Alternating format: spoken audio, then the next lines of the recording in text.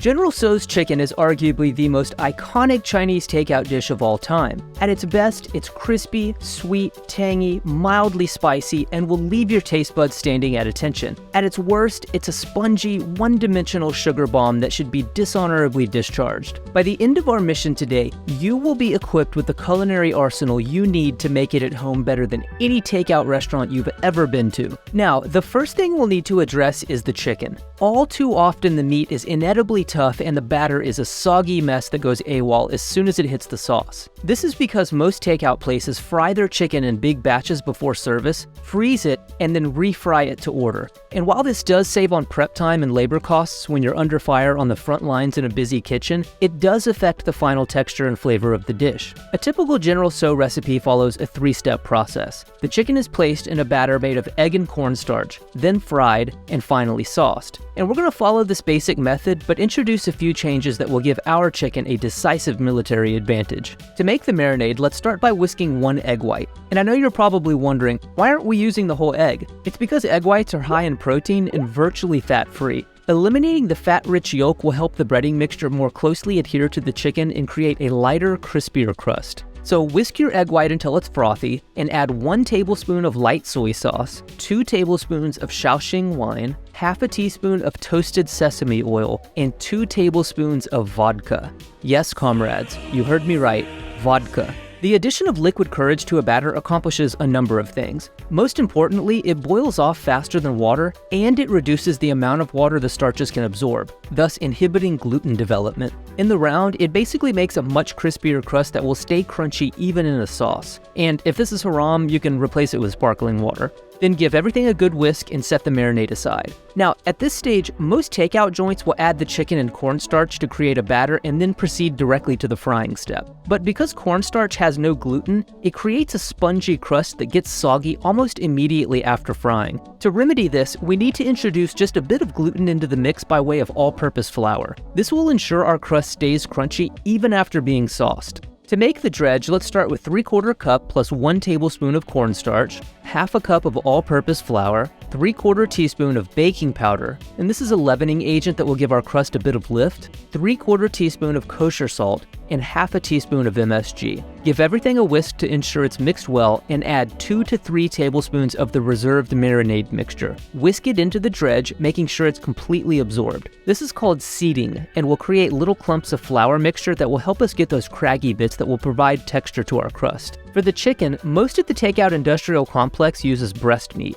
And this is the reason why your average General Tso's is often tough and chewy. Breast meat is very lean and simply doesn't hold up well to repeated sessions in hot oil, not to mention being refried straight out of the freezer. So I recommend boneless, skinless thighs. Dart meat is much more forgiving of the high heat generated by deep frying, plus they're cheaper and more flavorful. You'll just want to cut up your thighs into bite-sized pieces slightly smaller than the finished product to account for the breading. After you've dealt with the chicken, let's toss it in with the reserved egg white marinade and add 3 tablespoons of cornstarch, 1/8 teaspoon of white pepper, 1/4 teaspoon of MSG, 1/4 teaspoon of kosher salt, and 1/4 teaspoon of baking soda. This is a trick a lot of takeout restaurants use to ensure their chicken stays juicy. The introduction of an alkaline element like baking soda causes a chemical reaction that makes it much more difficult for the proteins in the meat to constrict, and the result is meat that stays much more tender even after high heat cooking. Then give everything a good stir and leave the chicken in the batter for at least 15 minutes, or you can toss it in the fridge for up to 8 hours. For the sauce, I tested about 20 different versions, and the 2 most common issues I had is that most are one-dimensionally sweet or way too sour. And although an intense sugar rush is a good thing when charging into battle, in my estimation, a great General Tso's sauce should be well balanced between sweet, sour, spicy, and savory. So here's the battle plan I drew up. Let's start with 3.5 tablespoons of brown sugar. This has an understated molasses note that's a bit more raw and not as sharp as white sugar. Then 1 tablespoon of cornstarch, 1/4 cup of chicken stock, 2 tablespoons of light soy sauce for seasoning, 2 teaspoons of dark soy sauce for color, 1 tablespoon of Shaoxing wine, 1 teaspoon of toasted sesame oil, 1 tablespoon of distilled white vinegar, and 1 tablespoon of unseasoned rice vinegar. The 2 different kinds of vinegar really balance out the sourness. It's not as tart as using only white vinegar, which is standard, and the rice vinegar brings a mild, slightly sweet flavor. Then give everything a good whisk until it's thoroughly combined and set the sauce aside. For the frying station, let's heat some neutral oil to 350 degrees. Here I'm using my deep fryer because it's just easier for me, but you can totally use your biggest pot. Just make sure you use a thermometer to monitor the temperature. While the oil is heating up, let's set up our breading station. Here I've got the chicken in its batter and our dredging mix. Now coat the battered chicken in the dredge a bit at a time, making sure every piece is completely coated in the flour mixture, shaking off the excess when you're done. After the oil is up to temp, let's drop half our chicken and fry it for approximately 4 minutes.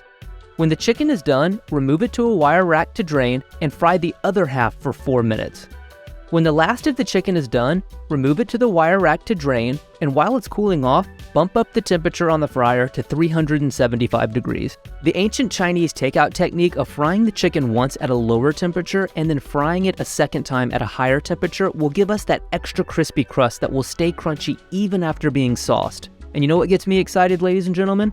Extra crunchiness. Then when you're back up to temp, let's drop the chicken back in the oil for an additional 2 minutes. While the chicken's frying, let's finish the sauce. Heat up a tablespoon of neutral oil in a pan over medium heat. Then add 6 dried chilies, and you can find these at any Asian grocery store, or you can use arbol chilies, which should be available pretty much everywhere. 1 tablespoon of thinly sliced green onion whites, 2 teaspoons of grated garlic, and 2 teaspoons of grated ginger. Give everything a stir for about 20 to 30 seconds or until the garlic and ginger have become fragrant. Then whisk the reserved sauce to make sure the cornstarch hasn't settled at the bottom, and add it to the hot pan. You should see it start thickening from the sides, and as soon as the entire sauce thickens, it's time to add our chickens. So toss it in with the sauce and just make sure every piece is totally coated. Now quickly, if you want to avoid getting thrown in the brig, you've got to serve your General Tso's with the customary steamed broccoli. You can either blanch the florets in salted water for 2 to 3 minutes, then shock it in ice water like this, or toss it in a microwavable safe bowl with 3 tablespoons of water, cover it with plastic wrap, and blitz it for 3 to 4 minutes. Either way is fine and should help you avoid getting court-martialed. Now let's give it a taste test and see how we did.